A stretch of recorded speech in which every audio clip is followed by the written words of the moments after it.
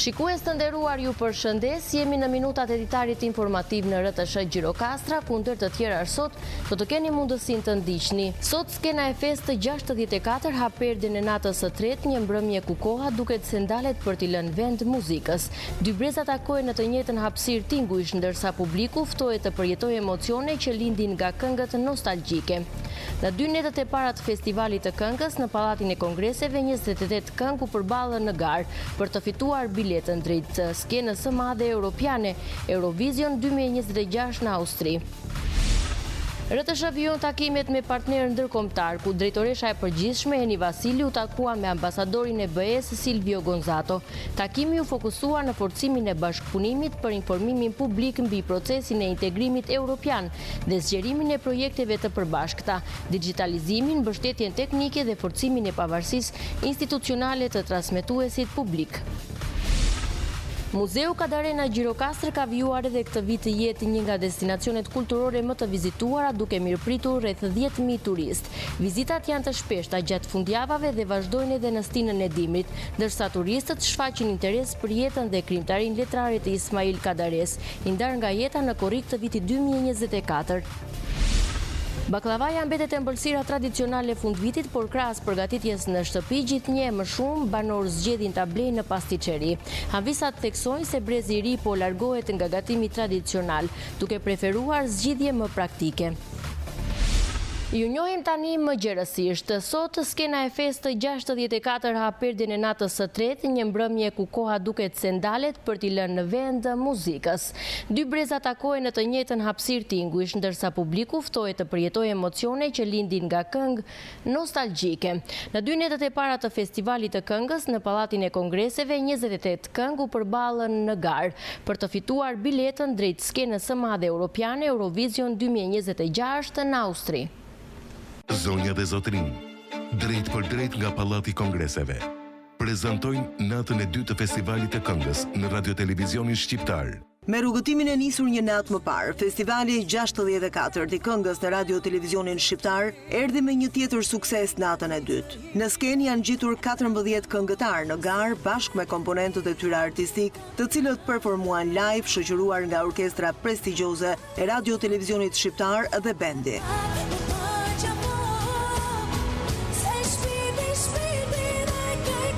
Salla e mbushur plot e për plot, tregoi edhe këtë natë afërsinë me muzikën cilësore shqiptare në një skenografi të kuruar deri në përsosmëri. Skena ishte e të gjithëve, jo vetëm e artistëve në garë, por edhe e monologjeve me mesazhe të forta për jetimesh.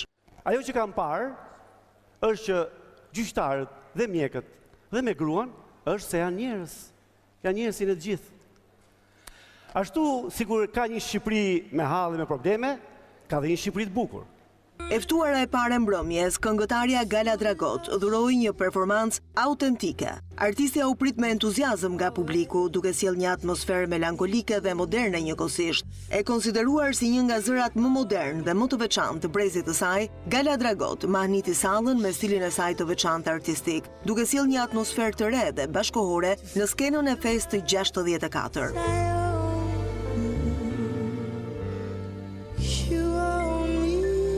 Me stoftuarve special në sallë, në natën e dytë të festivalit të këngës të Radio-Televizionin Shqiptar, ishte dhe Jean-Philippe Detender, zëvendësë drejtori i përgjithshëm i Unionit Evropian të Transmetuesve. Zoti Detender, një mik i Radio-Televizionit Shqiptar dhe Shqipërisë, u shpreh privilegjuar që ndodhet në festivalin e këngës, ndërsa vlerësoi talentet e artistëve shqiptar.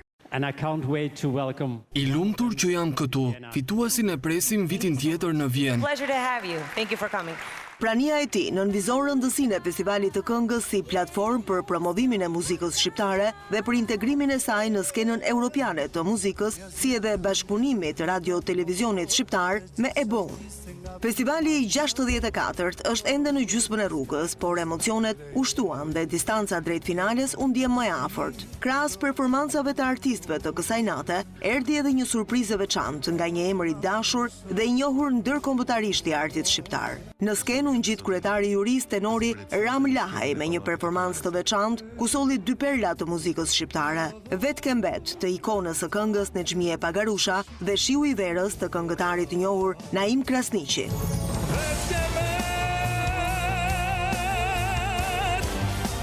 si pëllumat nga shiu I verës. Natën e tretë, juria do të përzgjedh 23 këngët që do të udhëtojnë drejt natës finale, aty ku do të vendoset fati I çmimit të madh. Fituesi I festivalit të 64 të këngës do të shpallet përmes një bashkimi votash, 50% vlerësimi I jurisë dhe 50% vota e publikut përmes SMS-ve, duke fituar kështu të drejtën për të përfaqësuar Shqipërinë në Eurovision. Festi 64 transmetohet drejt për drejt në RTS 1, RTS Muzik, Radio Tirana 1 dhe në RTK 4 në Kosovë. RTS vijon takimet me partnerë ndërkombëtar ku drejtoresha e përgjithshme Eni Vasili u takua me ambasadorin e BE Silvio Gonzato. Takimi u fokusua në forcimin e bashkëpunimit për informimin publik mbi procesin e integrimit europian dhe zgjerimin e projekteve të përbashkëta, digitalizimin, mbështetjen teknike dhe forcimin e pavarësisë institucionale të transmetuesit publik. Radio Televizioni Shqiptar vijon turin e takimeve me ambasada dhe agjensi ndërkombëtare, ku këtë të enjte drejtoresha e përgjithshme Eni Vasili zhvilloi një takim zyrtar me ambasadorin e Bashkimit Evropian në Shqipëri Silvio Gonzato. Në fokus të takimit ishte forcimi I bashkëpunimit për përmirësimin e informimit dhe komunikimit publik mbi procesin e antarësimit të Shqipërisë në BE, duke theksuar rolin thelbësor të transmetuesit publik në garantimin e informimit të saktë, të paanshëm dhe gjithëpërfshirës. Gjithashtu, u diskutuan mundësitë për zgjerimin e bashkëpunimit në fusha me interes të përbashkët, si zhvillimi I projekteve të përbashkëta, mbështetja teknike me pajisje moderne, digitalizimi I arkivës, si dhe forcimi I pavarësisë institucionale dhe editoriale të RTS-s, në përputhje me standarde dhe praktikat më të mira të Bashkimit Evropian. RTS mbetet plotësisht e angazhuar në ndërtimin e urave të reja të bashkëpunimit me partnerët ndërkombëtar, me qëllim forcimin e mëtejshëm të shërbimit publik, mediatik dhe rolit të tij në shoqëri. Kryeministri Edi Rama ka ndarë sot pamje nga rikonstruksioni I maternitetit obstetrik ginekologjik mbretëresha Geraldin, duke theksuar se investimet e fundit po e transformojnë këtë strukturë spitalore në infrastrukturë, logjistikë dhe shërbime moderne. Ky investim synon të përmirësojë ndjeshëm cilësinë e shërbimit për nënat dhe fëmijët, duke e bërë maternitetin një qendër referimi për kujdesin obstetrik dhe ginekologjik në vend. Nënat dhe bebet e porsalitura pritet së shpejti të marrin shërbime më cilësore në Spitalin Universitar Obstetrik Ginekologjik Mbretëresha Geraldin. Materniteti po I nënshtrohet një transformimi të plotë në infrastrukturë logjistik dhe shërbime, duke synuar standarde europiane për rreth 20.000 pacientë që trajtohen çdo vit në këtë institucion. Ministria e Shëndetësisë dhe Mbrojtjes Sociale Evi Sala inspektoi nga afër ambientet e reja të spitalit dhe u njoh me ecurinë e punimeve ndërsa e zhvilloi edhe një takim me mjekët dhe stafin shëndetësor. Ajo vlerësoi cilësinë e investimit dhe përgëzoi mjekët që sipas saj kanë ofruar shërbime me përkushtime edhe në kushte të kufizuara gjatë kohës kur një pjesë e hapësirave ka qenë në rikonstruksion. Ambientet janë të mrekullueshme, në fakt ju përgëzoj sepse që të funksionosh me 1/3 e hapësirave, të japësh të njëjtin cilësi dhe volum pune nuk është kollaj. Protokollet dhe procedurat standarde të operimit janë të nevojshme, aq më kollaj bëhet dhe kontrolli edhe shpërndar praktika më të mira. Si gjë nuk ecën përpara nëse nuk ka një digitalizim të plotë të sistemit. Projekti për rikonstruksionin dhe zgjerimin e maternitetit Mbretëresha Geraldin përfshin 3 ndërhyrje kryesore, ndërtimin e një godine të re me 3 kate dhe një kat nëntokësor, rikonstruksionin e plotë të godinës historike duke ruajtur arkitekturën unike, si dhe zgjerimin e objektit ekzistues të obstetrikës. Pjesën kryesore të shërbimeve do ta mbajë godina e re, ku do të funksionojë laboratori, imazheria, urgjenca, qendra e gruas, si dhe shërbimet e obstetrikës dhe ginekologjisë, duke garantuar kujdes më të sigurt dhe bashkëkohor për nënat dhe poshtënjat. Në prag të festave të këtij fundviti, drejtuesja e Amas Armela Krasniqi ka shprehur mirënjohje për veteranët e medias gjatë organizimit të një takimi me figurat e shquara të radios dhe ekranit. Një urim special për profesionist veteran me vlera të çmuara në media ka përcjell kryetarja e Amas Armela Krasniqi në prag të festave të këtij fundviti, për të kujtuar kontributin e dhënë, për t'u shprehur mirënjohje për themelet e hedhura nga ata në median shqiptare. Krasniqi ka organizuar një pritje të veçantë në nder të figurave të shquara ndër vite, të radios dhe ekranit. Dua t'ju falenderoj gjithë secilin prej jush për kontributin që keni dhënë në kaq vite në median shqiptare. Ju praktikisht keni qenë mësuesët, profesorët tanë, të gjithë brezave që kanë ardhur më pas dhe që kontribuojnë si në sektorin publik, ashtu edhe në sektorin privat. Ndër të pranishmit ishim pioner të radio-televizionit shqiptar, si Kozeta Mamaçi, Bashkim Zeneli, Pali Kuke, Dimitër Gjoka dhe shumë të tjerë, të cilët i kanë dedikuar televizionit publik jetën e tyre. Pas një viti me rendiment të ulët të ullirit, fermerët në Lunxhëri kanë nisur përgatitjen për sezonin e ri. Në fshatin Shëntodër, fermeri Lulo Maze po kryen krahasitjen dhe spërkatjen e ullinjve, duke theksuar se kushtet klimatike ndikuan negativisht në prodhim. Ai kultivon rreth 220 rrënjë ullinj të varieteteve të ndryshme, ndërsa një pjesë të pembe po i zëvendëson për shkak të mospërshtatjes me klimën e zonës. Ndërsa prodhimi i frutit të ullirit për këtë vit ka përfunduar, fermerët kanë nisur përgatitjen për sezonin e ardhshëm. Në fshatin Shëntodër të Lunxhërisë, fermeri Lulo Maze po kryen krahasitjen dhe spërkatjen e pemëve të ullirit. Ne tani spërkatjen atë krahasitjen e bëjmë tani, mbas krahasitjen e bëjmë dhe spërkatjen që për të ngorur mikrobet që kanë mbetur nga behari. E kupton? Se ka mikrobe, ka flutura, kanë lëshuar ato larvat e tyre. Unë sot jam duke spërkatur ullit me gurkali. Për një 2 muaj do bëjmë spërkatjen e dytë nga shkurti, do bëjmë spërkatjen e dytë, pastaj do fillojmë me krahasitjen. Gjatë vjerës bëjmë nga një krahasitje ku duhet bërë, kupton, në një degë e madhe, në një degë që duhet të hequr, e heqim. Pastaj në mars i kalon një dorë tjetër krahasitje. Fermeri shprehet se këtë vit prodhimi i ullirit ka pësuar rendiment të ulët për shkak të kushteve klimatike. Ky vit ishte i vështirë shumë, edhe si sasi edhe si cilësi vaj, nuk dha shumë rendiment. Shumë nga behari që ishte, ata nuk e din të priqesh kaq i tyre.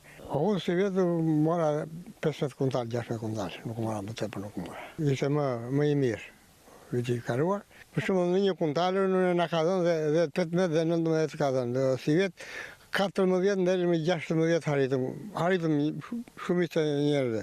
Lulo Maze ka kultivuar rreth 220 rrënjë ullinj të varieteteve të ndryshme, kryesisht frantoj dhe kalinjot. Ai tregon se një pjesë të pemëve po i zëvendëson, pasi nuk janë përshtatur me klimën e zonës. Muzeu Kadare në Gjirokastër ka vijuar edhe këtë vit të jetë një nga destinacionet kulturore më të vizituara, duke mikpritur rreth 10.000 turistë. Vizitat janë të shpeshta gjatë fundjavave dhe vazhdojnë edhe në stinën e dimrit, ndërsa turistët shfaqin interes për jetën dhe krijimtarinë letrare të Ismail Kadares, i ndarë nga jeta në korrik të vitit 2024. Përgjatë këtij viti, Muzeu Kadare në qytetin e Gjirokastrës është vizituar nga rreth 10.000 turistë, ndërsa mirëpret vizitor edhe në stinën e dimrit. Pjesa më e madhe e turistëve preferojnë ta vizitojnë përgjatë fundjavave duke shprehur interes për krijimtarinë dhe aktivitetin letrar të Ismail Kadares. Ky vit ka qenë një vit i suksesshëm për Muzeun Kadare për sa i takon vizitueshmërisë, ku kemi pas një rritje diku te 30% nëse e krahasojmë me një vit më parë. Interesi i vizitorëve ka qenë mjaft i madh për shtëpinë ku u lind gjeniu i letrave shqipe. Diku te 10.000 vizitorë kanë qenë këtë vit, ku vitin e kaluar kanë qenë diku te 8.000 dhe kjo reflekton edhe rritjen gjatë vitit që po mbyllet. Ne jemi të hapur nga gjatë gjithë vitit ku presim dhe dorëshkrimet të shkrimtarit dhe çdo objekt qoftë nga familja apo diçka që lidhet me Ismail Kadaren. Turistët kërkojnë të njihen me elementet e jetës së Kadares që kanë ndikuar dhe prezantohen në veprat letrare të gjeniut të letërsisë shqipe. Vizitorët sigurisht janë interesuar ku u lind shkrimtari, ku kaloi fëmijërinë e tij dhe duan të prekin nga afër, sidomos ato objekte që ai ka përmendur në romanin Kronik në Gur, që është romani ku përshkruhet aq bukur shtëpia ku u lind shkrimtari, por dhe qyteti i Gjirokastrës. Ismail Kadare u nda nga jeta fillim korrikun e vitit 2024 në moshën 88 vjeçare, duke lënë pas një krijimtari mjaft të pasur letrare.